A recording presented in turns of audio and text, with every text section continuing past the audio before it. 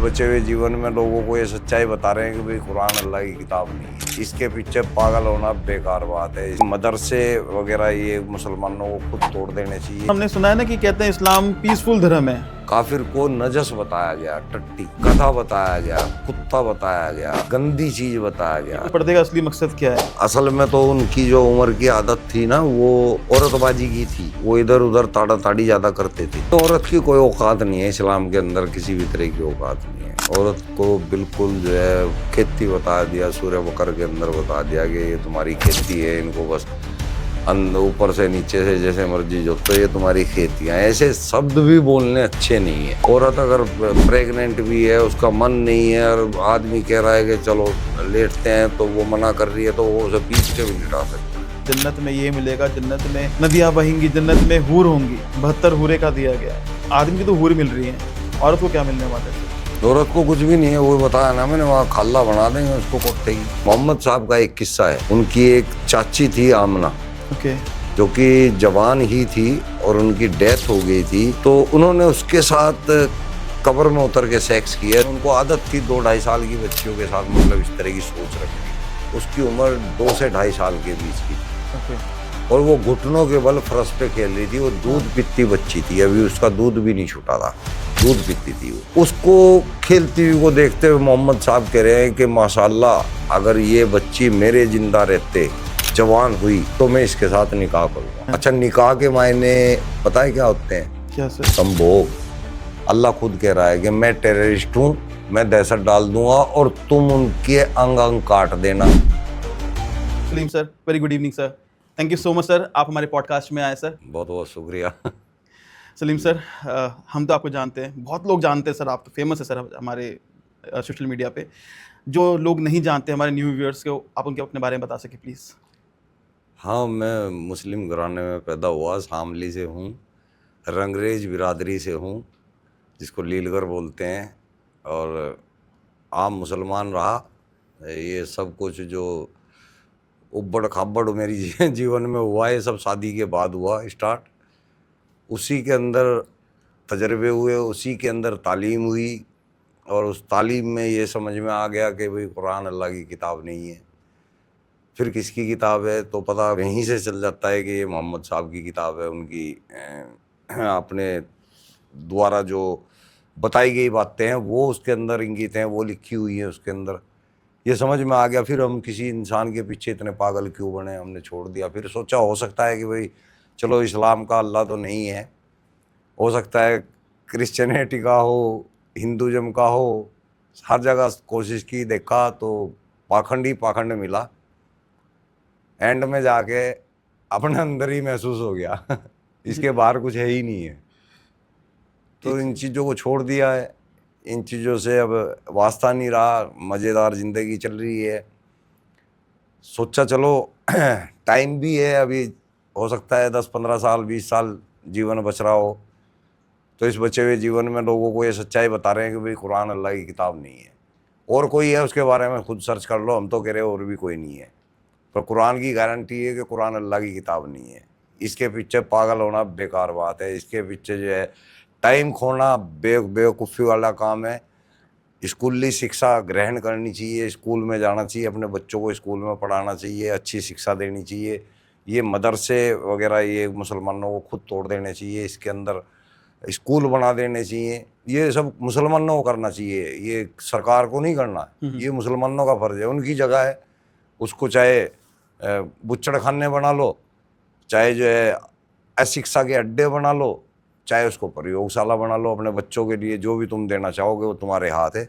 हम तो ये चाहते हैं कि वहाँ पे जो है प्रयोगशालाएँ बने, हॉस्पिटल बने, या जो है बच्चों के लिए अच्छे स्कूल बने। मुस्लिम बच्चों के लिए सही, मैं तो मुसलमानों के बच्चों की बात करता हूँ। अगर ये सुधर गए तो ये तो दुनिया में पागलपंती फैला रखी है ना, हर किसी को निजात मिल जाएगी उससे। सलीम सर, आपसे पूछना चाहूँगा कि आज आप हिंदू हैं सर? हिंदू तो यहाँ पे सभी है ना। जी जी। जो सिंध पार के लोग हैं वो सब हिंदू हैं। तो सर, जब आप मुस्लिम हुआ करते थे तब आपके लिए इस्लाम क्या था, और जब आपने इस्लाम धर्म छोड़ा तो आज आपके लिए इस्लाम क्या है? देखो, उस वक्त हमारे लिए एक अल्लाह का कलाम था, अल्लाह की भेजी हुई किताब थी। जब हमने पढ़ लिया कि ये अल्लाह की भेजी हुई किताब नहीं है, अल्लाह इस टाइप का नहीं हो सकता है जिस तरह का कुरान के अंदर बताया गया है, ओके। तो वो अब हमारा मानना अलग हो गया। वो हमारे लिए वेस्ट किताब है, बेकार है, हमारे लिए कोई मायने नहीं रखती। तो अच्छा। तब का मानना मैंने आपको बता दिया, तब हम उसको अदब करते थे, इज्जत करते थे, हमारे लिए वो एहतराम की चीज़ थी। अब हमारे लिए वेस्ट है, बेकार है, नफरत बांटने वाली चीज़ है। अब बहुत फ़र्क हो गया है। अभी नफ़रत से मैं आप अभी आपने वर्ड यूज़ किया तो मुझे एक चीज़ थोड़ा सा रिकॉल से हुई।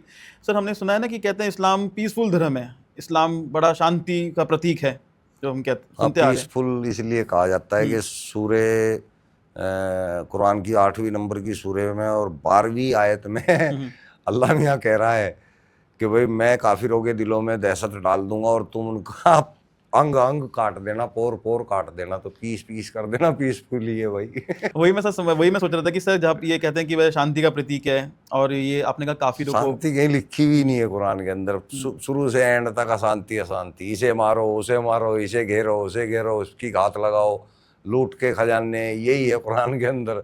अच्छी चीज़ों के अंदर ये चीज़ें घुसी हुई हैं, तो वो कितनी गंदी बना दी उसको। अच्छी चीज़ें वो थी उसमें जो कहीं से सनातन से उठाई, कहीं क्रिश्चियनिटी से उठाई, कहीं जूडिज्म से उठाई, कहीं पगान से उठाई, और कुछ अपनी मिलाई। वो जो अपनी मिलाई ना, उसने पूरे कुरान का बेड़ा गर्क कर दिया। तो सर जैसे कि अभी आपने सर बचपन से हमने कहावत सुनी है कि ना नया नया मुसलमान अल्लाह अल्लाह ज़्यादा चिल्लाता है, हाँ, और कई लोग देखे जा रहे हैं कि वो कन्वर्ट भी हो रहे हैं। तो सर जब इतनी ही गलत चीज़ें थे, हम क्या आपसे आपने बताया, सर क्या ऐसा करते हैं कि कन्वर्ट हो जाते हैं जल्दी है? ये बहुत मिठी बोली बोलते हैं बंदे के साथ, उसको अंदर लाने के लिए बहुत मिठी तबलीग करते हैं, जो कि इस्लाम के अंदर है ही नहीं। ऐसी ऐसी बातें उसको पढ़ाते हैं। अब नहीं हो रही है ये, अब कन्वर्जेशन ख़त्म हो चुका है। अब जब से एक्स मुस्लिम मूवमेंट चली है, एक्स मुस्लिम लोग सामने आए हैं, इस्लाम की कमियां बताने वाले लोग सामने आ रहे हैं, तब से ये कन्वर्जेशन रुक गया है। अब इसमें घटोतरी हो रही है, बढ़ोतरी की जगह घटोतरी हो रही है, यानी कि एक्स मुस्लिम निकल रहे हैं इनके अंदर से लोग, राइट। तो फर्क आ रहा है। सर आपके हिसाब से काफिर क्या है सर? काफिर, असल में इसकी डेफिनेशन भी बता देता हूँ मैं। काफिर बोलते हैं जो कुफ्र करता है। कुफ्र। अब कुफ्र आपको तो समझ में नहीं आएगा ना, जी तो वो नहीं। बताना पड़ेगा मुझे कुफ्र किसे कहते हैं। कुफ्र उसको कहते हैं कि झूठ बोल दिया, वो भी कुफ्र है। कम तोल दिया, वो भी कुफ्र है। किसी को धोखा दे दिया, वो भी कुफ्र है। चोरी कर ली, वो भी कुफ्र है। लेकिन इस्लाम का जो सबसे बड़ा कुफ्र है, वो है मोहम्मद साहब और कुरान से इनकार करना, ओके। या इसको ना मानना। अब इनकार कर दिया, यानी कि मैं मुसलमान हूँ, मैंने इनकार कर दिया, तो मैं हो गया मुर्तद। आप लोग हिंदू हो, आप इसको ऐसे नहीं मानते, तो आप हो गए काफिर। ओके। काफिर हम भी, मुर्तद भी काफिरों में आता है, लेकिन हमारा नाम मुर्तद हो गया। आप शुद्ध काफिर हो। अब काफिर के मायने भी सुनो। जी। काफिर बोलते हैं जो पखाना होता है ना, पखाना, नजस बोलते हैं इसको। अरेबिक वर्ड जो है वो नजस है। काफिर को नजस बताया गया, टट्टी, ओके। गधा बताया गया, कुत्ता बताया गया, एक गंदी चीज बताया ये गया। उसके समान कहा गया है हाँ, कि काफिर। मतलब ये आप ये कहना चाह रहे हैं कि जो अल्लाह मियाँ की बात ना माने, उनकी जो किताब की बात ना माने, हाँ, वो काफिर हैं। जो जो ना माने, जो उनके फॉलो ना करे, हाँ, वो उनकी चीज़ें ना टट्टी है, करे, वो टट्टी है। वो इंसान नहीं है, हाँ, वही वो इसलिए इंसान ही नहीं है, वो नफरत के लायक है, वो दोस्ती के भी लायक नहीं है, बात करने के लायक नहीं है। उनसे आप संबंध नहीं रख सकते। और ये लोग दोगलापंती करते हैं कि उन्हीं के भंडारों में जाके खाते हैं, उन्हीं से चंदा ले लेते हैं, हज के टाइम सब्सिडी इन्हीं से ले लेते हैं, राशन की लाइन में सुबह सुबह सभी मुसलमान लग के जो है वहाँ भीड़ लगा लेते हैं। उस वक्त इनको नहीं पता कि इस्लाम क्या कह रहा है, क्या नहीं कह रहा। वो चीज़ फ़ौरन लेने के लिए पहुंच जाएंगे। भाई तुम यहाँ इस्लाम को लात मार रहे हो, तो बिल्कुल ही मार दो ना लात। खूब मज़े लो इंडिया के अंदर, भारत के अंदर फुल खुले मज़े लो। देखो, हिंदुओं से ज़्यादा तुम्हारी इज्जत होएगी हिंदुस्तान की। मैं तो हिंदुस्तान की बात कर रहा हूँ, हालांकि वर्ल्ड में होएगी, जहाँ पे आप इस्लाम को छोड़ के इंसानियत की तरफ बढ़ोगे, हिंदू को हिंदू नहीं भाई समझोगे, वो तुम्हारी इज्जत अब घर बुला के करेगा। हमारी होती है। ऐसे ऐसे लोग हमारी इज्जत करते हैं जो मुसलमानों से इतनी नफरत करते हैं कि अगर मुसलमान बराबर से भी निकल जाए तो घर जाके नहाते हैं। ओके। और वो लोग हमें गले लगाते हैं तो हम भी मुसलमान ही, लेकिन राइट। हमारे विचार नहीं है वो वाले, इस्लामिक विचार नहीं है, इसलिए लोग हमें गले लगाते हैं। तो तुम्हारे को भी लगाएंगे भाई। तुम क्यों ऐसे जो है विचार पाल के बैठे हुए हो? तुम किसी को काफिर कहोगे, नजस कहोगे, टट्टी कहोगे, गधा कहोगे, कुत्ता कहोगे, तो वो तुम्हारी इज्जत कैसे करेगा? वो तो मौका ढूंढेगा तुम्हारे को पेलने के लिए, और पिलते हो। ये जो मॉब लिंचिंग होती है, ये नतीजे हैं, ये क्रिया की प्रतिक्रिया है। अगर आज मुसलमान सोच रहा हो कि हिंदुस्तान के अंदर मतलब वो इस तरह से खुला कुछ कर लेगा, नहीं कर सकता। बुरा हाल हो जाएगा भाई साहब। छोड़ने के नहीं लोग, 80% है यहाँ पे जो मूल निवासी हैं, वो छोड़ देंगे नहीं है। तो इज्जत से रहो ना, जब रहना ही है इज्जत से रहो। मौका मिला है हमें यहाँ रहने के लिए, हमें तो जगह मिल चुकी थी, पाकिस्तान हमारा हिस्सा हमको दे दिया था। राइट। जाओ भाई अपना, चले भी गए थे। जो यहाँ रुके वो यहाँ के लोगों की दरिया दिली की वजह से रुके। उन लोगों ने उनको रुकने दिया, ये सोच के कि भाई इसका इस मिट्टी से प्यार है, ये नहीं जाना चाहता, तो कोई बात नहीं, ये देशभक्त आदमी है, इसको रहने दो। अब तुम कंधे पे बिठाया तो कान में मूत रहे हो, ऐसा नहीं करना चाहिए ना। मजे लो, आनंद लो अपनी जगह की, अपनी मिट्टी के मजे लो। क्या तुम काफिर हिंदू मुस्लिम लगा रखी है। लाइक रिस्पेक्ट करो हर किसी की, हाँ खुद जी, भी जियो, खुद भी जीने भी दो, अभी जीने जी दो। और जीने हाँ दो, जी। बिल्कुल। सर अभी काफिर से एक वर्ड मैं सोच रहा था सर, अभी आप बात कह रहे थे ना कि जो ना माने वो काफिर है। हाँ राइट सर। हमारे ना हिंदुस्तान में खासकर जो जो गल्फ़ कंट्रीज़ हैं और जो हिंदुस्तान पाकिस्तान जो ये जो बेल्ट आती है हमें, यहाँ ना सर बुर्के का बहुत ज़्यादा इम्पैक्ट है। अभी शायद आपने सुना होगा कि हिजाब को लेके स्कूल के अंदर बैन करा के कि यार नहीं आप एग्ज़ाम दे रहे हो, हिजाब नहीं पहनो, पर उसके लिए लोग लड़ रहे हैं, प्रोटेस्ट कर रहे हैं, चीज़ें कर रहे हैं। हम बात करते हैं जॉर्डन के किंग अब्दुल्ला II जो हैं, जिनको प्रॉफिट मोहम्मद का वंशज माना जाता है। अगर आप उनको देखें, उनका अटायर देखें, तो कोट पैंट में पैंट बेहतरीन पहने सूट हुए बूट में। है ना, पैंट पहना हुआ, ड्रेस पहनी हुई है। सर जो जॉर्डन के किंग हैं, जिनको उनका वंशज माना गया है, वो तो फैशन पहनते हैं, उनके खिलाफ भी कुछ बोलते नहीं, और जो यहाँ पे जो लोग हैं उनको तो मार दिया जाता है। आपने शायद सुना होगा कि सर शायद ये ईरान या ईरान की शायद एक इंसिडेंस हुआ था, हिजाब के पीछे एक पुलिस में लड़की को मार दिया था। तो इतना ज़्यादा हल्ला है बुर्का के अंदर, ऐसा क्या है सर, उनको क्यों नहीं बोला जाता? देखो, बुर्का जो है इस्लाम की स्क्रिप्चर के अंदर है ही नहीं। ओके। बुर्के का कोई आदेश नहीं है, कोई हुक्म नहीं है। बुर्के का जो है लॉजिक मैं बताऊंगा क्या है।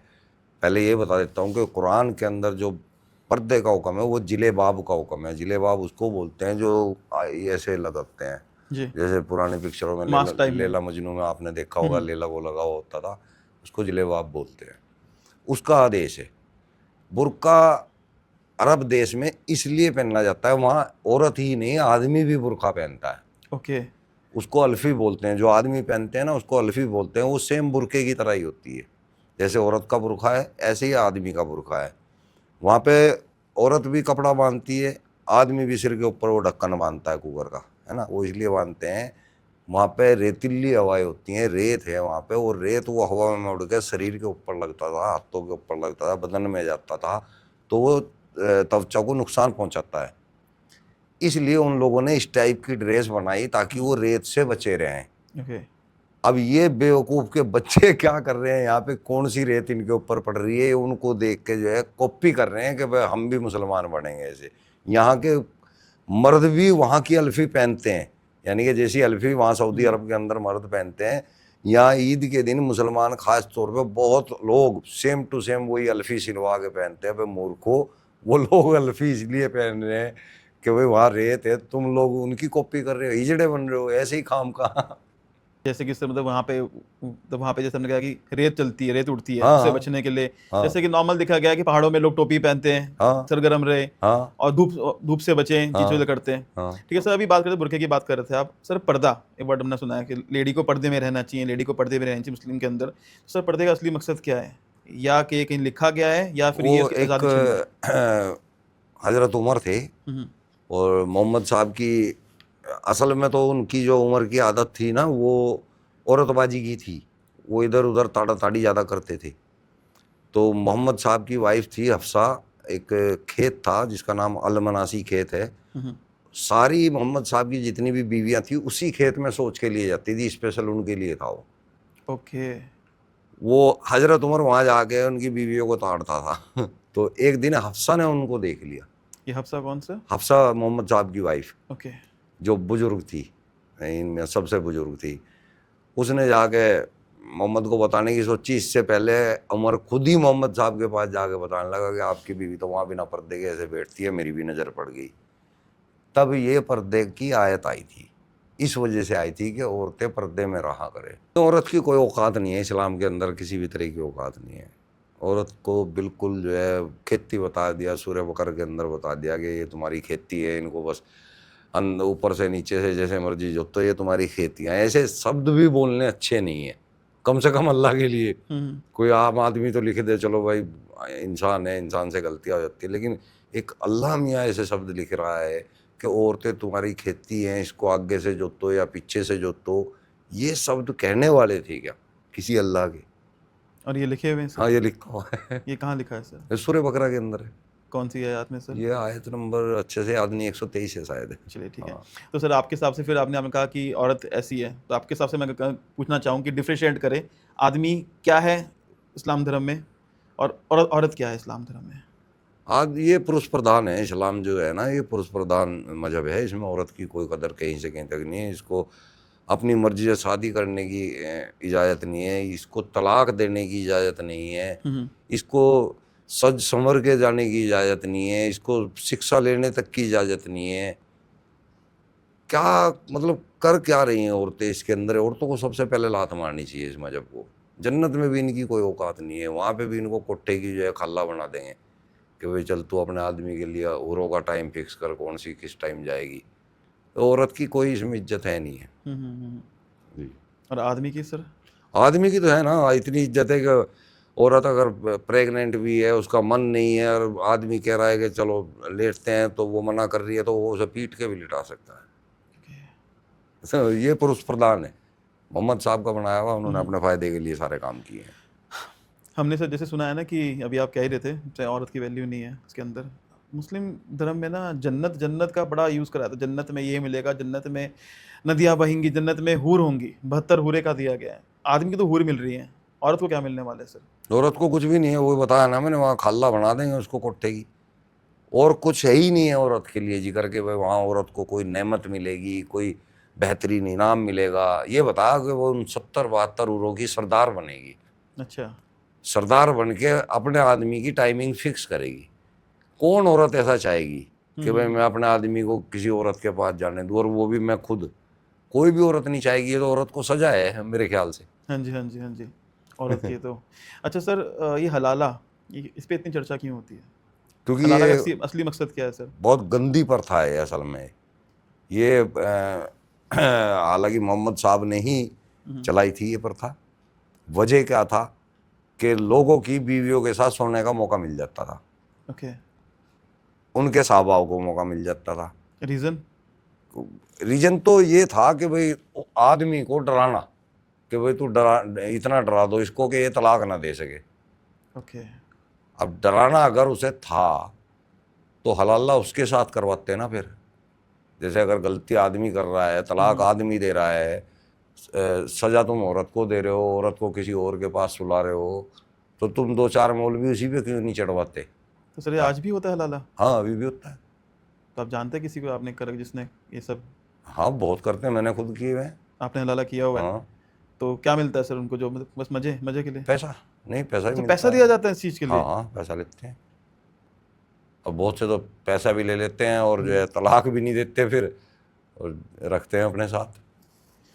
अभी पीछे से एक किस्सा हुआ था, एक बुड्ढा मौलाना है, उसने जो है हलाला किया, बीवी जवान थी, और बस शादी होगी, निकाह हो गया। निकाह होने के बाद तलाक देने का नंबर आया तो कहने लगा मैं तो नहीं देने का, क्योंकि मुझे ज़िंदगी में इतनी जवान औरत कभी मिलने की नहीं, मैं क्यों छोड़ दूँ? तो इसमें औरत नहीं छोड़ सकती? नहीं, औरत तो तलाक दे ही नहीं सकती ना। अच्छा। खुला मांग सकती है, खुला मतलब एक तरह की तलाक ही है, मांग सकती है, दे नहीं सकती। अब मांगने पर भी जरूरी नहीं मिले? वो आदमी की मर्जी है ना, तब भी आदमी की मर्जी है वो देता है कि नहीं देता। सर अभी तलाक की बात कर रहे थे, मैंने कहीं पढ़ा है कि 3 तलाक के साथ साथ 1 तलाक 2 तलाक भी होता है। अगर आप बता सकें 1 तलाक 2 तलाक और 3 तलाक क्या क्या होते हैं सर? 3 तलाक का प्रोसीजर इस तरह से नहीं है कि एक ही बार में फटाफट 3 तलाक बोल दिया तो वो 3 तलाक हो गई, ओके। ऐसा नहीं है। एक बार हमने 3 तलाक बोल दी, तलाक तलाक तलाक, तो उसके बाद 3 महीने का मौका मिलता है। 3 महीने आप लोग इस पर विचार कर सकते हैं कि भाई कोई गलती तो नहीं कर दी तुमने, अभी भी पक्के हो गया इस फैसले पे। अगर 3 महीने गुजर गए फिर वो एक बार और तलाक देगा, चाहे वो एक बार बोल दे तलाक, चाहे वो 3 बार बोल दे तलाक तलाक तलाक, ये होगी 2 बार। अब वो तीसरी बार के लिए फिर उनको 3 महीने का मौका मिलता है कि अगर अभी भी तुम लोग रुक सकते हो तो रुक जाओ, संभल सकते हो संभल लो, समझौता कर सकते हो तो कर लो। अगर उनके अंदर तब भी उन 3 महीने के अंदर भी समझौता नहीं होता तो फिर तीसरी तलाक होती है। वो तीसरी तलाक अगर होगी तो अब तुम्हारी घरवाली वो नहीं रही, अब तुम उससे निकाह नहीं कर सकते। अब तुम अगर उससे दोबारा निकाह करना चाहोगे तो पहले उस औरत को किसी और आदमी से शादी करके उसके साथ संभोग करना पड़ेगा, फिर वो तलाक देगा, तब तुम वापस उसके पास आ सकती हो। कितनी बड़ी नाइंसाफ़ी है अल्लाह की तरफ से। तलाक भी आदमी दे। हाँ, और अब मान लो किसी कन्फ्यूजन में, किसी गलती की वजह से, मान लो कोई ऐसी हरकत हो रही हो कि आदमी अचानक आए और उसको कुछ ऐसा लगे कि मेरी बीवी गलत है, और जबकि वहाँ पे बीवी की कोई गलती ना हो, और वो आदमी उसको तलाक दे दे और 1.5 साल तक जो है मैं अलग रहे, तलाक होगी पूरी, 9 महीने पूरे होते ही 6 महीने बीतते होगी पूरी तलाक। अब उसको साल बाद असलियत पता लगती है आदमी को कि भाई असल में तूने ये देखा था, असल में ऐसा नहीं था, ये तो यार तेरे से बहुत बड़ी गलतफहमी होगी। और अब वो अपनी औरत को मनाने जाता है, औरत को पता लगता है कि ओहो इसने तो ऐसा समझ के मेरे को तलाक दे दी थी, तो अब वो भी पछता रही है कि मेरे से बात ही कर लेते, मेरे से पूछ ही लेते, वो बेचारी ये कहेगी। अब अगर वे दोनों मिलना भी चाह रहे हैं ना तो अब अल्लाह मियाँ नहीं मिलने दे रहा उनको। अब अल्लाह मियाँ उस पर कलंक लगवाना चाह रहा है औरत पे कि पहले तो किसी और के नीचे जा, तब अब यहाँ ये बताओ, ये गलती, ये एक गलतफहमी इंसानों से हुई। बिल्कुल। और वो खुद फिर इकट्ठा रहने चाह रहे, तो भाई तेरे क्या पड़ी लकड़ी है भाई पिछवाड़े में अल्लाह मियाँ, जो तू खम्मा खा उस औरत के साथ में मतलब नाइंसाफ़ी करवा रहा है। ज़िंदगी भर उस आदमी के सिर पे दाग रह जाएगा कि भाई तू उस औरत को झेल रहा है जो फलाने की भी रह के आई। तो ये नाइंसाफ़ी है, ये बहुत गलत है। और ये मोहम्मद साहब ने सिर्फ अपने मज़े लेने के लिए किया था। क्या किया था उन्होंने ऐसा? और जब मतलब कोई किसी को इस तरह से तलाक देता था ना तो फिर मोहम्मद साहब अल्लाह अल्लाह करते थे, ओके। क्योंकि वो हेड थे और वो पवित्र माने जाते थे। फिर उनके परिवार के लोग करने लगे, हसन हुसैन तक ने किए, है ना। हसन की बीवियां 300 कुछ बीवियां थी। 300 बीवियां? हाँ, हुसैन की भी कोई 100 के लगभग बीवियां थी। अच्छा। तो ये कैसी थी बीवियां? ये इसी तरह की बीवियां थी कि हलाला खिलाई छोड़ा नहीं। हाँ, कोई 10 दिन रही, कोई 15 दिन रही। किसी ने सिर्फ रिश्ता बनाने के लिए हसन हुसैन से कि भाई मैं रिश्ता बनाना चाहती हूँ, खूबसूरत थे, तो कुछ इस तरह से भी आई, पर मैक्सिमम इस तरह से आई है क्योंकि ये हेड थे उस टाइम, तो हलाला का हक इनका था। तो इस तरह इन्होंने जो है दुनिया के मजे लिए। तो सर ऐसा रीज़न क्या है कि इतनी शादी करना अलाउ क्यों है इसके अंदर, इतनी शादी औरतें रखना अलाउ है इसके अंदर? इसीलिए है कि अपने मजहब को ज़्यादा से ज़्यादा बढ़ाना। मैंने एक आदमी 4 औरत रखेगा तो उनसे 10 बच्चे तो हो ही जाएंगे, 40 हो गए। और सर 4 औरतें मैंने सुना है कि सिर्फ वो इंडिया के अंदर ही है, शायद गल्फ में तो 8 या 9 है। वैसे तो क्योंकि मैंने कहीं सुना था सर, कुरान के अंदर 4 ही तक की गिनती लिखी हुई है, और मेरे ख्याल से गिनती आगे तक भी लिख सकते थे, लेकिन एग्जाम्पल के तौर पे अल्लाह इस तरह लिख रहा है उसमें कि तुम 1 1 2 2 3 3 4 4 शादियाँ कर सकते हो। तो वो थक गया होगा 4 4, नहीं तो वो 5 5 6 6 7 7 8 8, क्या पता कहाँ तक की। तो 4 पे रुक गया, उन्होंने सोचा बहुत हो गए तो यहाँ रुक गया, इसलिए लोग 4 कर लेते हैं, नहीं तो बाहर वाकई में ज़्यादा है। अभी पाकिस्तान में भी कहीं कहीं हो जाती है। सर लड़की को खतना ये इस्लाम में पवित्र क्रिया है, इसका शारीरिक और क्या संबंध है सर? इस्लाम में खतना ना आदमियों का है ना लड़कियों का है। तो अब कह रहे कुरान में कहीं नहीं लिखा? नहीं, ये खुद उलेमाओं ने, मौलानाओं ने, इन लोगों ने जो है अपना आप फैला दिया। ये सुन्नत है इब्राहिम की। ओके। उसने कुल्हाड़ी से अपने तनासुल को, तनासुल लिंग को बोलते हैं, अपने तनासुल की चमड़ी को पकड़ के ऐसे कुल्हाड़ी से काट दिया था। ओके। वजह क्या थी? उसको संक्रमण रोग हो गया था, उसकी जो खाल थी आगे उसके अंदर कुछ एलर्जी टाइप हो गई थी, इन्फेक्शन, बैक्टीरिया। हाँ, तो उसने उससे दुखी होकर उस खाल को काट दिया। उसको कॉपी दुनिया कर रही है, और मुसलमान कर ये रही चीज़ है। लड़कियों में भी है सर? अब लड़कियों में हर जगह नहीं है, सिर्फ एक बोहरा समाज है, अच्छा। उसके अंदर खतरा होती है लड़कियों को, बाकी और किसी समाज में, मेरी नॉलेज के अंदर तो और किसी समाज में नहीं होती। तो बेसिकली ये कहीं लिखा नहीं है, बस ये बस नहीं, फॉलो कर रहे हैं सर ये हाँ, चीज़ें। फॉलो कर रहे हैं। अभी सर फॉलो सी बात मैं सोच रहा था सर, अभी हमारा पॉडकास्ट शुरू हुए ज़्यादा टाइम नहीं हुआ, मैं कई सारी चीज़ जान रहा हूँ, तो मुझे बड़ा ना तब शौक सा भी लग रहा है और कई सारे सरप्राइज भी हो रहा हूँ। सर मैंने पर ये चीज़ देखी है, जो इसके बिलीवर्स हैं, फॉलोअर्स जो हैं, ये बिल्कुल अंधा फॉलो करते हैं। तो दुनिया जानती है कि हर कोई जानता है कि पृथ्वी गोल है। जो हमारे बाहर जो स्पेस स्टेशन है या फिर जो बाहर रॉकेट्स गए हैं, उन्होंने भी फोटोज़ भेजी है, पर ये नहीं मानते, कहते पृथ्वी फ्लैट ही है। ये कहते हैं कि पृथ्वी रुकी हुई है, सूरज चांद चक्कर लगाते हैं हमारा।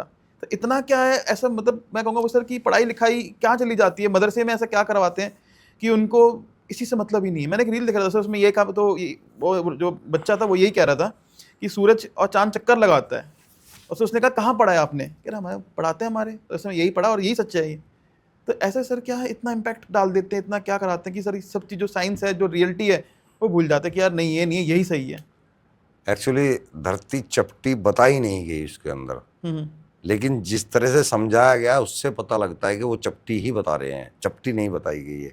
ओके। इसी तरह से दूसरी क्या चीज़ पूछी सूरज थी? और चांद चक्कर लगा हाँ, रहे हैं पृथ्वी का। धरती को स्थिर नहीं बताया है उसके अंदर, कुरान के अंदर, लेकिन ये बताया गया सूरज उसके चारों ओर चक्कर लगाता है ना। धरती को स्थिर नहीं बताया, लेकिन इसके मायने यही है फिर, अगर सूरज धरती के चक्कर लगा रहा है इसका मतलब धरती स्थिर है, तभी दिन रात हो रहे हैं, है ना। तो इसको मतलब को खुद समझना पड़ता है कि स्थिर लिखा नहीं है, लेकिन जिस तरह से प्रेजेंट किया जा रहा है उससे पता चलता है कि स्थिर बताया गया है उसको, धरती को साकिन बताया है धरती को।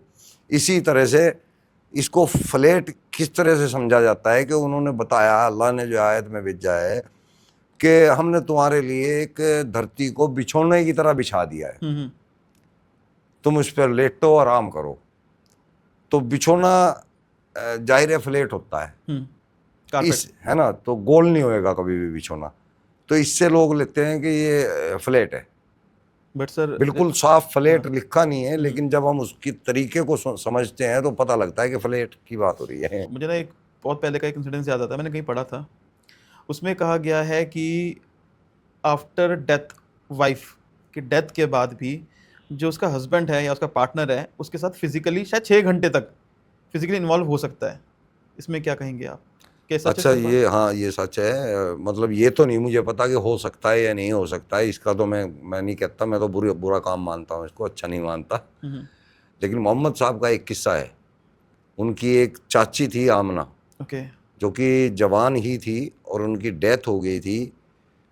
तो उन्होंने उसके साथ कब्र में उतर के सेक्स किया। जब लोगों ने किसी को पता लगा और कहा कि भाई ये अच्छी बात नहीं है, तो उन्होंने कहा कि मैं इसको जो है बरजक की आग से बचाने के लिए ये काम किया है। बरजक की आग यानी कि मतलब? अब ये मेरी बीवी होगी, अब इसके ऊपर आग हराम होगी दो जग की, अब ये सीधी जन्नत में जाएगी, इसलिए मैंने इसको इस तरह किया है।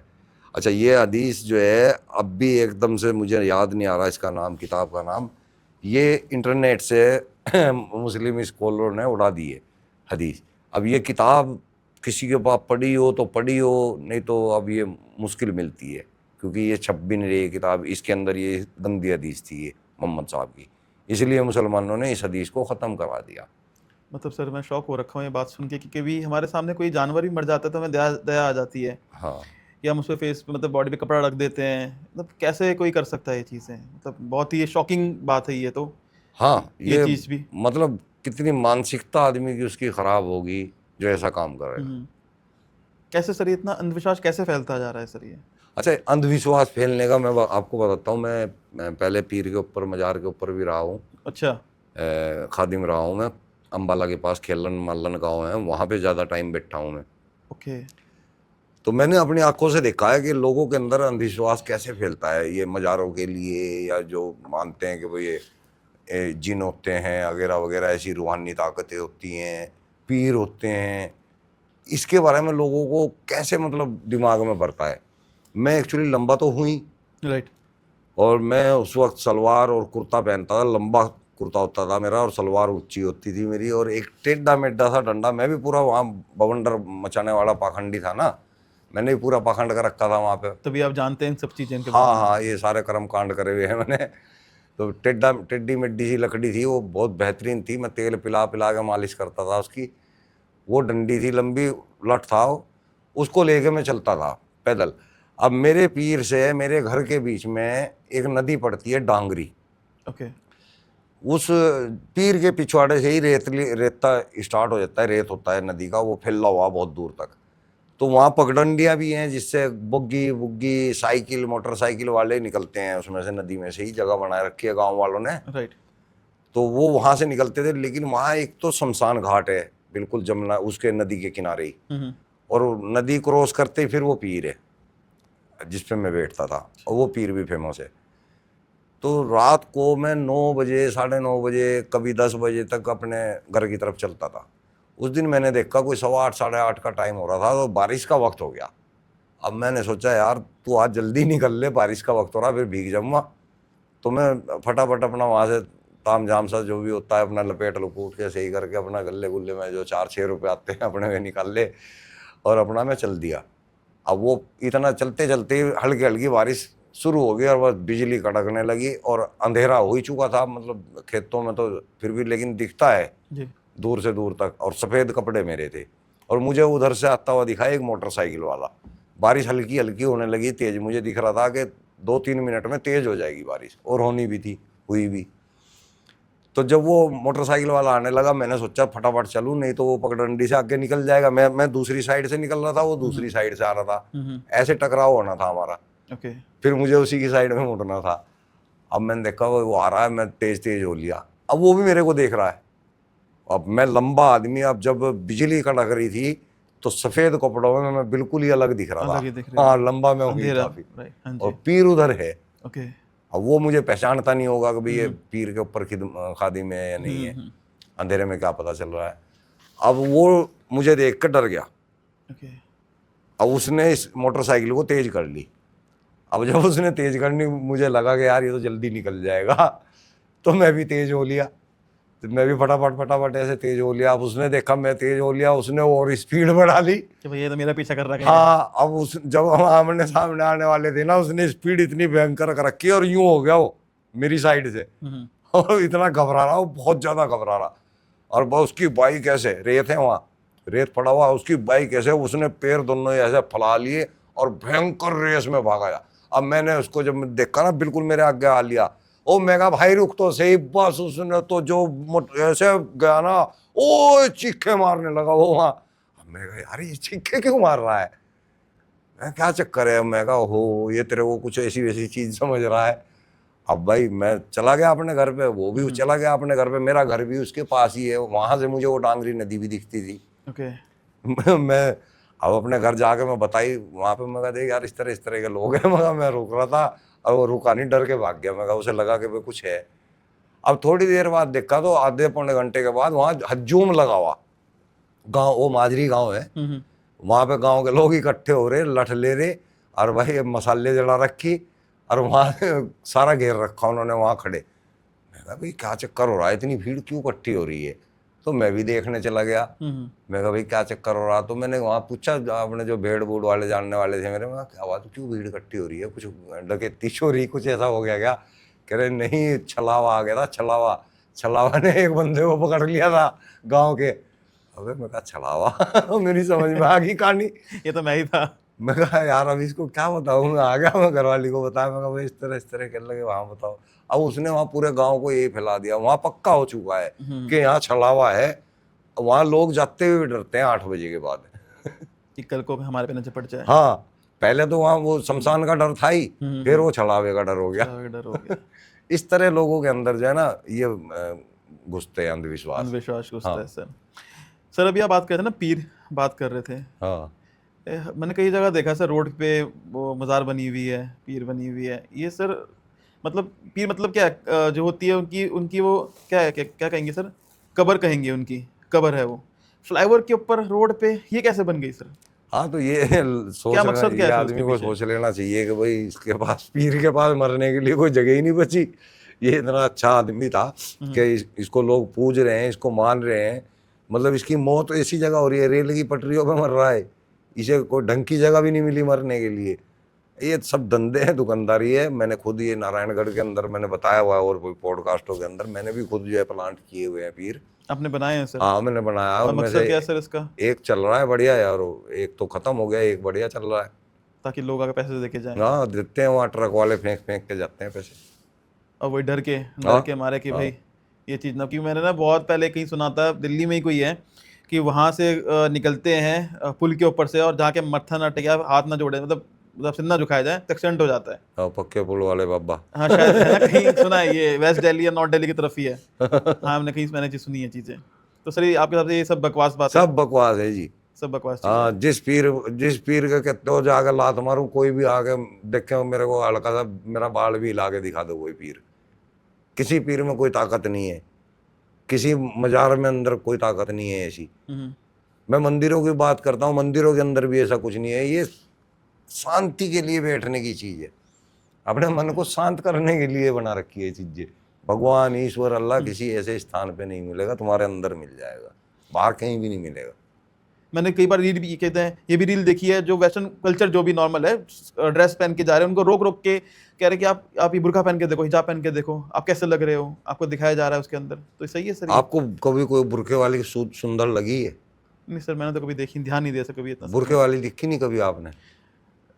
नहीं सर, इसमें मैंने सच में दिखता ही नहीं सर, तो क्या मतलब मतलब कोई है? आपके सामने एक काली टंकी जा रही हो, आपको अच्छी लगेगी? भाई चलो एक फिगर वाली दिख रही है, वो कपड़े पहन रही है, वो आपको सुंदर लगेगी, वो उसका चेहरा भी दिख रहा है, उसके शरीर के हिस्से भी दिख रहे हैं, तो आपको अच्छी लगेगी, आप उसकी तारीफ कर सकते हो कि भाई आप सुंदर हो, सुडोल हो, है ना। उसकी किस चीज़ की तारीफ करोगे आप? भाई बुर्का बहुत बढ़िया काला है भाई, शरीर का कोई हिस्सा नहीं, क्या क्या तारीफ करोगे आप? क्या कैसे अच्छी लगी आपको? ये बेसिकली सर मैं वही कहना चाह रहा था कि कितना कन्वर्ट करने की कोशिश करी जाती है। और कि आप नकली उस नकली बातें सुनाते हैं। मोहम्मद साहब के ऊपर कूड़ा फेंकने आती थी एक बुढ़िया, काफ़ी दिन तक वो कूड़ा फेंकती थी। एक दिन वो कूड़ा फेंकने नहीं आई, मोहम्मद साहब जो है उसकी तबीयत पूछने गए तो वो ईमान ले आई। ऐसे ऐसे झूठे किस्से सुनाते हैं। असल में मोहम्मद साहब कितने बर्बर आदमी थे, कितनी बर्बर तरीके से हत्या करते थे, हदीसों को पढ़ो तो पता चलता है। 800 850 बच्चों और बुढ़ों को एक ही कबीले के अंदर 5 आदमियों के सर झुका के एक ही तलवार से सर काटते हैं। ये मतलब आप अच्छे इंसान की निशानी मान सकते हैं। बच्चों को, बुढ़ों को, जवानों को जो है, जवानों को, और उनको ले जा रहे हैं, औरतों को जो है, लड़कियों को, उनको गुलाम बना के उनको जो है उनके साथ में संभोग करते थे। जैसे सर अभी हुआ, अभी मारा गया हमारे, हाँ, कि उनका रिलीजन पूछा गया, क्या कश्मीर के अंदर। हाँ रिलीजन क्या है, और ऐसे मार दिया गया। सर मैं एक चीज़ पूछना चाह रहा था कि जैसे अभी इन्होंने मारा, अभी इन लोगों ने रिलीजन पूछ के मारा कि आप हिंदू हो, मार दिया गया, नहीं समझ में आता क्योंकि सर। मुसलमान को मारना हराम है। ओके। मुसलमान अगर मुसलमान को मारेगा ना, तो उसके ऊपर बहुत बड़ा गुनाह नाजिल हो जाएगा। इसलिए पूछ के मारते हैं कि कहीं गलती से मुसलमान ना मारा जाए। और तो बच्चों को छोड़ दिया। हाँ, और अगर हिंदू भी है, उसने कलमा पढ़ लिया, तो उसको छोड़ देंगे, क्योंकि वो भी अब मुसलमान हो गया। अच्छा। इसलिए वो कलमा भी पढ़वा रहे थे कि कलमा पढ़ो। जो कलमा पढ़ लेगा उसको, उसके ऊपर उनकी मौत हराम हो जाएगी, उसको वो मार नहीं पाएंगे। तो आप कह रहे हैं कि उनके हिसाब से एक अच्छा काम किया उन्होंने। हम सवाब का काम किया है, जन्नत जाने का काम किया है उन्होंने। ये लिखा हुआ है सूरह तौबा की आयत नंबर 5 में, जब हुर्मत के 4 महीने बीत जाए तो तुम मुशरिकों, मूर्ति पूजकों को जहाँ पाओ वहाँ मारो, घात लगा के बैठो उनको, जब तक कि वो नमाज ना पढ़ने लगे या जजिया ना देना कबूल कर लें, तब तक मारो। तो उन्होंने इसी वजह से ही हाँ, जो आप कह रहे हैं। और जो तुम्हारी शरण में आ जाए, सूरह तौबा की आयत नंबर 6 में, जो तुम्हारी शरण में आ जाए उसको माफ़ कर दो। भाई जाहिर है, शरण में वो आ गया तो पैर पकड़ के बैठ गया तो माफ़ कर दो। माफ़ कर दो, हाँ, ताकि गुलाम बन गया बेसिकली। गुलाम ही हो गया ना। सर जैसे कि ना अभी अभी आप कह रहे थे, तो मेरे दिमाग में बात चल रही थी, मैं हिंदू हूँ, मैं ना दुनिया के किसी भी चर्च में जा सकता हूँ, मैक्सिमम शायद जा सकता हूँ मैं, जहाँ तक मुझे लगता है। मैं किसी भी बुद्धिस्ट मंदिर जा सकता हूँ, आप या कोई भी आदमी हो हमारे किसी भी धर्म के अंदर, लाइक कोई क्रिश्चियन हो, बुद्धिस्ट हो, हमारे वैष्णो देवी जा सकते हैं, क्रिश्चियन जा सकता है। हर धर्म में जाना अलाउ है, क्योंकि सब कहते हैं कि भगवान एक ही है, खुदा एक ही है। ऐसा क्या है कि सर मक्का कहते हैं ना, मक्का मदीना कहते हैं, वहाँ पे सिर्फ नॉन मुस्लिम अलाउ नहीं है, सिर्फ मुस्लिम ही अलाउ है। हमने तो सुना है शायद सऊदी में कुछ रोड भी ऐसी हैं जहाँ पे कहते हैं कि मुस्लिम ही चल सकता है। देखिए, आप तो सऊदी की बात कर रहे हैं, आप हम्म, इंडिया के अंदर भी किसी भी मस्जिद के अंदर हिंदू की एंट्री है नहीं है। सिर्फ एक जमा मस्जिद ऐसी है जहाँ पे हिंदू जा सकता है। ओके। वजह यह है कि वो टूरिस्ट स्थल बनाया हुआ है, हम्म, वहाँ से इनकम होती है, इसलिए वहाँ पे मुस्लिम जा सकते, हिंदू जा सकता है। नहीं तो आप किसी भी मस्जिद में जाके दिखाओ ना, और कहते हैं सर वहाँ मक्का मदीना श्री में। राम बोल के जाओ ना वहाँ पे। और कहते हैं जैसे जैसे हमने देखा ना मंदिर में बहुत से सरदार जी आते हैं, प्रार्थना करते हैं। हम आजकल देख रहे हैं हमारे जो है एक मंदिरों में तो सब चले जाते हैं, हम्म, मुसलमान भी जाकर घुस जाते हैं, जबकि इनका जाना हराम है। हम्म। और मंदिरों में सर अगर जाना है तो नफरत के साथ जाओ, तोड़ फोड़ करने के लिए जाओ। अगर तुम वहाँ श्रद्धा से जा रहे हो तो वो शिरक है। सर ये जो वर्ड है ना जिहाद, ये जिहाद बड़ा सुनने में आता है कि लव जिहाद, इसका जिहाद, उसका जिहाद। जिहाद क्या है यार, और जिहाद क्या, इस्लाम का एक हिस्सा है। और सिर्फ वॉयलेंस के लिए बस? हाँ, जिहाद नहीं, ये प्यार के लिए भी है। इसका जिहाद का मतलब है कि इस्लाम के लिए जिहाद, वो सब अलग अलग तरह की ये लफ्ज़ जिहाद है। हम्म, प्यार से हिंदू लड़कियों को लेके आओ अपने मजहब के अंदर, तुमने एक लड़की अगर उधर की कम कर दी तो आगे उसके बच्चे जो होंगे वो सब मुस्लिम होंगे, राइट। और उधर से एक संख्या कम कर दी तुमने, अब इधर जो बढ़ेगी वो सब तुम्हारी संख्या बढ़ेगी, इसलिए लव जिहाद हो गया, है ना। लैंड जिहाद है, ये ज़मीनों का जिहाद करते हैं, वक्फ बोर्ड के जरिए करते हैं। इसी तरह की ये जंग जिहाद हैं, ये मार काट करने वाले, जैसे ये कितने संगठन है, एक ये जिहाद है। ये इस तरह की जिहाद हैं अलग अलग, सब इनका मकसद सबका एक ही है कि इस्लाम को, इस्लाम के निज़ाम को कायम करना। चाहे कोई भी रीजन हो उसके पीछे, रीजन तो या किसी इस्लाम को का मारना निज़ाम, पड़े, कि किसी को कुछ हाँ भी करना पड़े। हाँ, जितना मर्जी कत्लेआम हो जाए। हम्म, बस बस फैलाना है इसको। हाँ, भारत के लिए तो स्पेशल है। अच्छा। भारत के लिए तो खुद मोहम्मद साहब ने हुक्म दिया हुआ है। ओके। ये सुन्नन नसाई की 3175 हदीस नंबर है, उसके अंदर लिखा है कि मेरी उम्मत के दो गुट होंगे, मेरी उम्मत दो गुटों में होगी। एक तो वो जो ईसा इब्ने मरियम, हज़रत ईसा अलैहिस्सलाम की बात कर रहे हैं, एक तो वो जो ईसा इब्ने मरियम को मानने वाले यानी कि क्रिश्चियन, और एक वो जो भारत पर आक्रमण करेंगे, भारत के अंदर जिहाद करेंगे, कत्लेआम करेंगे। ये दो उम्मत सीधी जन्नत में जाएंगी।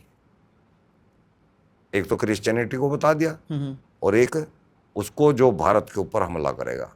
तो हम लोग जो उम्मीद लगा के बैठते हैं कि मुसलमान देशभक्त होते हैं, तो देशभक्त हो सकते हैं, लेकिन तब होंगे जब उन्हें पहले काफिर होना पड़ेगा, इस्लाम से इनकार करना पड़ेगा, इस आयत को ठुकराना पड़ेगा। इस आयत को ठुकराते हुए वो मुसलमान नहीं है। तो देशभक्त हो सकता है मुसलमान, लेकिन फिर वो मुसलमान नहीं है, इस्लाम में नहीं है। फिर वो अगर इस्लाम में है तो वो देशभक्त नहीं हो सकता, उसको जो है यहाँ जिहाद करना पड़ेगा। मुस्लिम के हिसाब से अकॉर्डिंग टू इस्लाम, धर्म पहले या देश पहले? धर्म पहले है। धर्म पहले। धर्म पहले या फैमिली पहले? धर्म पहले है जी, पूरा परिवार भी ख़त्म हो जाएगा। अगर तुम्हारा बाप भाई बहन, ये सूरह तौबा की आयत नंबर शायद 23 है, या फिर 23 है मेरे ख्याल से। अगर तुम्हारा बाप भाई बहन कोई भी इस्लाम से बाहर चला जाता है तो उससे लड़ो।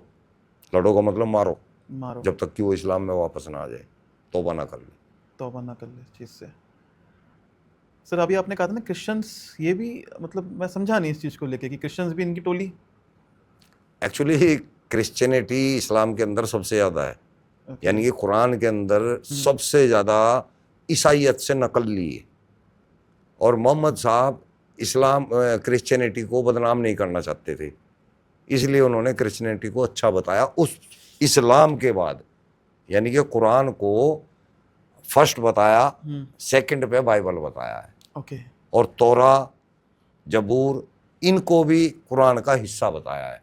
तो इनकी बुराइयां नहीं की है मोहम्मद साहब ने, लेकिन अपनी किताब को अव्वल कर दिया, सबसे ऊपर रख दिया। आयशा 6 साल की उम्र, और उनकी उम्र थी शायद 58 साल, 56 साल, 53 साल, 47 इज डिफरेंस, 47 साल का। 47 में तो दादा बन जाता है इंसान, एवरेज, या एवरेज दादा ना बने तो मतलब बच्चा जो होता है उनका शादी लायक हो जाता है। 6 साल के बच्चे के साथ कैसे कर सकते हैं कोई निकाह? अच्छा, आप क्या 6 साल, कहेंगे? ये तो आप लोगों को जानकारी भी अधूरी है ना। अच्छा। और मौलाना भी इस बात को गुल कर जाते हैं, और एक्स मुस्लिम भी बहुत कम लोग इस बात पे ध्यान देते हैं। असल में उसकी उम्र 3 साल की थी। 3 साल? हाँ, यानी कि जब पहली बार मोहम्मद साहब ने अपने रिश्ते की बात अबू बकर से की, तब वो 3 साल की थी। 3 साल तो बच्चा होता है, खेल रहा होता है, ओ, शायद चलना सीखता है। उनको आदत है, मैं अभी और भी बताऊंगा इसके बारे में, उनको आदत थी 2-2.5 साल की बच्चियों के साथ मतलब इस तरह की सोच रखने की। कोई भी मौलाना अगर इस बात को गलत साबित कर दे, मैं लाइव बैठ के बात करने को तैयार हूँ, और मैं भी साबित करके दिखाऊंगा, वो भी साबित करके दिखाओ कि मैं गलत हूँ। 3 साल की से बात करनी स्टार्ट हुई, 6 साल की उम्र जिस वक्त आयशा की हुई, तब अब अबू बकर ने हामी भरी, तब अबू बकर ने इस रिश्ते की हामी भरी। और उसके बाद भी 3 साल के बाद फिर रुखसती आई, यानी कि निकाह 6 साल की उम्र में हुआ, 3 साल के बाद फिर रुखसती, जिसको बोलते हैं सुहागरात, है ना, वो 9 साल की उम्र में हुई। तो ये उम्र भी आप सोच सकते हो, उस वक्त भी जिस टाइम बारात मोहम्मद साहब की आ रही थी, तो आयशा गुड़िया से खेल रही थी, बच्ची थी, छोटी बच्ची, छोटी बच्ची। उसके साथ यार सोच भी नहीं सकते। मैं अभी, आप 3 साल की बात कर रहे थे, जैसे कि मैं हूँ, तीन मुझे साल कोई की बच्चा मैंने देखूंगा, आपको, मैं कहूँगा मैं गोद ले लूंगा यार। रोड पे दिखे तो मुझे लगेगा कि मैं लाइक मेरी उम्र अभी 30 में आती है, तो मैं कहूँगा कि यार मैं गोद ले लूँ यार, मेरे देखते ही आदमी फादर को की गोद तरह में फील उठाने होगा को मेरे दिल को। करता है, हाँ, कि यार नहीं, प्यार गोद में करने उठा को लूँ, दिल, प्यार कर लूँ, सोच कैसे उसका सकते हैं? ध्यान कहाँ जाता है। मैं कहूँगा, आप सभी से कहूँगा कि 100% लोग क्या, 100 में से 100% यही लोग कहेंगे कि 3 साल का बच्चा है यार, कोई नहीं, मैं गोद ले लूंगा, रोड पे पड़ा हुआ है, कोई नहीं है, फादर इसका, पुलिस में लेके जाऊं, नहीं है तो मैं पाल लूंगा। शायद वो हाँ, बंदा कहेगा, तो कहीं ना कहीं वो कहेगा कि मैं अगर सक्षम नहीं हूं तो मैं किसी ऑर्फनेज में दे आऊं, पर ये चीज तो नहीं सोच सकता कोई आदमी। एक और हदीस है, अच्छा। वो इससे भी कम उम्र की थी। और आप इस पे चैलेंज करते हैं कि जो आपने बताया वो सही बात है? चैलेंज ही है। ये मुसंद अहमद किताब है, हम्म। हदीस है, और ऑथेंटिक हदीस है।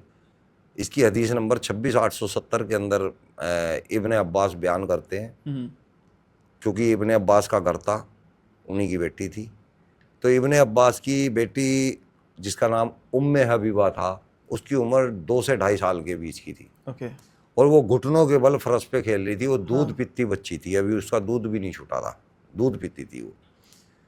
उसको खेलती हुई को देखते हुए मोहम्मद साहब कह रहे हैं कि माशाल्लाह, अगर ये बच्ची मेरे जिंदा रहते जवान हुई तो मैं इसके साथ निकाह करूंगा। अच्छा, निकाह के मायने पता है क्या होते हैं? क्या सर? संभोग।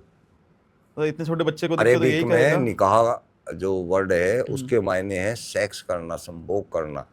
तो वो ये कह रहे हैं कि अगर ये बच्ची मेरे जिंदा रहते जवान हो गई तो मैं इसके साथ संभोग करूंगा।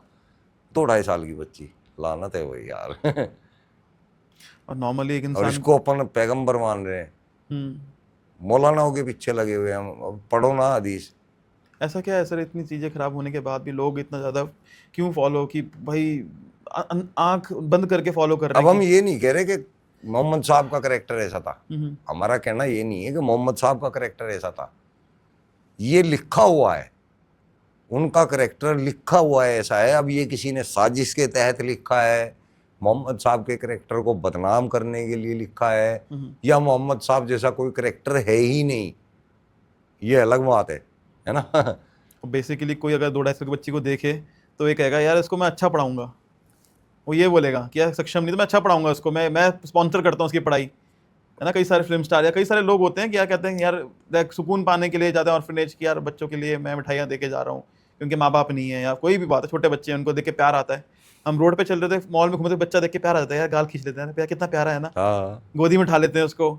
मैं बड़ा शौक हूँ इन चीज़ों को लेके। हमारे नबी साहब की देखो नजर कहाँ जा रही है उस बच्चे की, पता नहीं किस जगह नजर जा रही है उस बच्ची के ऊपर। और इनको सही मान रहे हैं इन चीज़ों को, मुसलमान इसको भी डिफेंड करते हैं। डिफेंड करते हैं इन चीज़ों को लेके। खुद उनकी बहू जैनब, बहू भी तो बेटी के समान होती हाँ है जी, ना, बिल्कुल बिल्कुल। उसके साथ भी यार उसको भी नहीं बख्शा। अच्छा। हाँ, वो अपने बेटे से उसकी तलाक करवा दी, और तलाक करवा के फिर अपना आप ही उसको रखेल बना के रख लिया। ऐसा क्या है मन में कि इसके अलावा कुछ और दिमाग में है ही नहीं? सेक्स ही सेक्स, सेक्स ही सेक्स। मुझे लगता है वो शायद मर्द भी नहीं थे, मेरे को लगता है। इतनी बीवियों के अंदर 12-12, 13-13 बीवियाँ हैं, अलग लौंडियाँ अलग थी। उनमें सिर्फ 2 औलाद थी। एक इब्राहिम नाम का बच्चा था, वो 2 ढाई साल का, जो मारिया अल-किप्तिया से हुआ था। एक फातिमा थी। तो ये भी कोई गारंटी नहीं है कि भाई जब इतनी बीवियाँ थी किसी को बच्चा नहीं हुआ तो उन 2 को हुआ, तो क्या गारंटी है कि वो भी मोहम्मद साहब के थे। ज़्यादातर नपुंसक आदमी ऐसी हरकत करता है, छोटे छोटे बच्चों की तरफ जो है आकर्षित होता है। जो पीडीफोलिया, अब क्या बोलते हैं उसको अंग्रेजी में, पीडोफोलिया कुछ ऐसा बोलते हैं, वो बीमारी थी मोहम्मद साहब को। और वो आयशा ने भी बयान किया है एक रवायत के अंदर कि मोहम्मद साहब को पागलपन के दौरे होते हैं। वो खुद बयान कर रही है। और ये लिखा हुआ है। हाँ, वो लिख की भी बात बता रहा हूँ, हम अपनी तरफ से क्यों बताएंगे। और ये एक और जितनी भी बात बता रहा हूँ मैं, इनके कईयों के तो मैं रेफरेंस भी दे रहा हूँ, साथ में नंबर दे रहा हूँ मैं साथ में। और आप चैलेंज करते हैं कि ये जो बात है वो एक्चुअली प्रैक्टिकल बातें लिखी हुई बात लिखी है। हुई हैं। हम्म। उस लिखने से तो हमारे को नफरत हो रही है कि यार ये क्या लिखा हुआ है, ये कैसा, ये पैगंबर थोड़ा ही हो सकता है। या तो किसी ने ये बदनाम करने के लिए लिखा है, या फिर ये आदमी गलत था फिर। और लोग ऐसे अंधा होकर फॉलो कर रहे हैं। अंधा होके फॉलो कर रहे हैं क्योंकि पढ़ते नहीं है। कहते हैं, मौलानाओं ने खुद कह रखा कि गैब पे ईमान रखना है। गैब का मतलब जिसके बारे में कुछ जानते नहीं उस पर ईमान लाओ। ये लंबे लंबे जो दाढ़ी वाले मुल्ले 6-6 फुट की दाढ़ी पहन के बैठ जाते हैं, 6-6 इंच की, ये लोग मुसलमानों को डराते हैं। और ये खुद मस्जिदों के अंदर, मदरसों के अंदर बच्चों के साथ शोषण करते हैं और हमें डराते हैं, हमें डरा के चंदा लेते हैं और खुद वहीं पे रहकर हरकतबाजी करते हैं। सर, बात करते हैं हम आतंकवाद की। आतंकवाद को क्या इस्लाम प्रमोट करता है? देखिए, एक सूरह बता रहा हूँ मैं, 8वें नंबर की सूरह है कुरान की, 12वीं आयत है। वहाँ अल्लाह खुद कह रहा है कि मैं काफिरों के दिलों में टेरर डाल दूंगा, दहशत डाल दूंगा। दहशत की इंग्लिश टेरर होती है ना, राइट। और टेरर डालने वाले को टेररिस्ट बोलते हैं। अल्लाह खुद कह रहा है कि मैं टेररिस्ट हूँ, मैं दहशत डाल दूंगा और तुम उनके अंग अंग काट देना। मुसलमानों को भी कह रहा है कि तुम भी जो है टेरर डाल लो। तो ये तो आदेश वहीं से कुरान से आ रहा है, आयत से आ रहा है। तो आप कह रहे हैं जोड़ना सही है इनको, किनको? आतंकवाद को इस्लाम धर्म से जोड़ना सही क्या लिखा है उसके अंदर? वो तो खुद कह रहा है ना, अल्लाह में यही कह रहा है कि मैं आतंकवादी हूँ, मैं टेरर डाल लूँगा, टेरर डालता हूँ। वो अपनी मुसलमानों को भी कह रहा है कि तुम उनके पोर पोर काट देना। तो वो उनको भी ऐसी शिक्षा दे रहा है। आयत में लिखा है सर? ये सूरह नंबर 8 आयत नंबर 12 में लिखा हुआ है। कोई भी सर्च कर सकता है, देख सकता है। एक लास्ट क्वेश्चन पूछना चाहूँगा सर। काफ़ी अच्छा पॉडकास्ट है, आपने कई सारी चीज़ें बताई जो हमें पता ही नहीं बेसिकली। ये क्वेश्चन ना मेरे दिमाग में काफ़ी टाइम से रहता है ये चीज़। मैं जानना चाहूँगा, मैं हिंदू हूँ, मेरे मुस्लिम्स दोस्त हैं, I feel like a brother. हाँ, मेरे दोस्त हैं, अच्छी बात है, ठीक है, दोस्त है मेरे।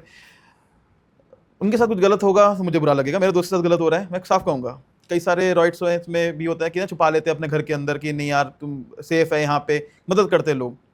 अभी जैसे कि हम नाम ना लें तो बेटर है क्योंकि यूट्यूब की गाइडलाइंस बहुत सारी होती है।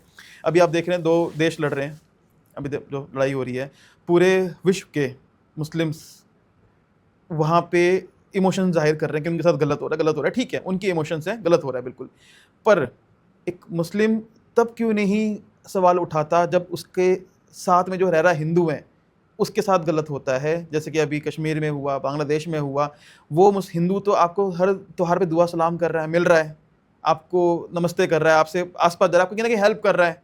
अब तो इंडिया में बहुत ही मिलते-जुलते रहते हैं। उनके लिए क्यों नहीं फ़ील करता कि वो तो पड़ोसी है, कि यार तुम्हारे साथ भी गलत हुआ है? वो जो दूर रह रहे हैं, कितने हज़ारों किलोमीटर दूर रह रहे हैं। मैंने कहीं सुना था गल्फ़ के अंदर ये जो एरिया है वो ये कहते हैं, वहाँ के मुस्लिम्स कहते हैं, जो हिंदुस्तान, ये जो बेल्ट है ना, हिंदुस्तान, बांग्लादेश, पाकिस्तान के यहाँ जो मुस्लिम्स हैं, ये टॉयलेट धोने लायक हैं। वो ये कहते हैं कि आप इंटरफेयर मत करो हमारे में, तुम तो हिंदू हो ही, वो मुस्लिम तो हो ही नहीं, तुम इंटरफेयर करने की औकात नहीं तुम्हारी। उनके लिए फ़ील करते हैं। पर जो साथ में रह रहे हैं, उनके कलीग हैं, उनके दोस्त हैं, कहीं न कहीं हर मुस्लिम का कोई ना कोई हिंदू दोस्त ज़रूर होगा। मैं ये मानता हूँ कि स्कूल में कहीं न कहीं बातचीत होती है, बच्चे होते हैं, उनके लिए क्यों नहीं फ़ील करते सर ये? देखिए, जो हिंदू मुसलमानों का दोस्त है, इसका मतलब उस मुसलमान को कुरान का नहीं पता, उसने कुरान नहीं पढ़ा।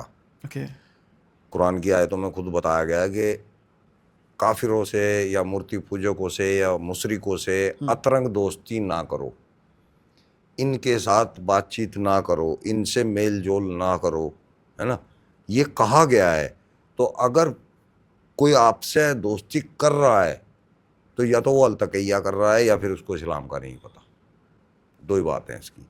अगर उसने इस्लाम को पढ़ रखा है तो आपको कहीं ना कहीं चोट देगा, 100% देगा, क्योंकि वो सिर्फ अलतकैया कर रहा है, वो अच्छा दोस्त होने की ड्रामा कर रहा है आपके साथ। और जो अच्छा दोस्त है, इसका सीधा सा मतलब है उसने इस्लाम नहीं पढ़ा हुआ, वो अनजान है इस्लाम से।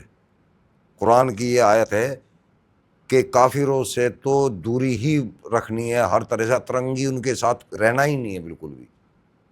अगर मजबूरी कोई आ जाए तो अलतकैया कर सकते हो तुम, मतलब वहाँ पे मीठे बन के दिखा सकते हो, लेकिन अंदर से तुम्हें जिहाद रखना है। जिहाद रखना हाँ। है। चलिए सलीम सर, बहुत अच्छा पॉडकास्ट रहा हमारा। कई सारी चीज़ अभी बाकी रह गई हैं, ज़रूर अगले पॉडकास्ट में हम इसको कवर करेंगे। और आपसे भी है कि अगर आप कुछ जानना चाहते हैं सलीम सर के थ्रू और कुछ क्वेश्चंस हैं तो आप बिल्कुल कमेंट करें चीज़ को लेके। Thank you so much sir.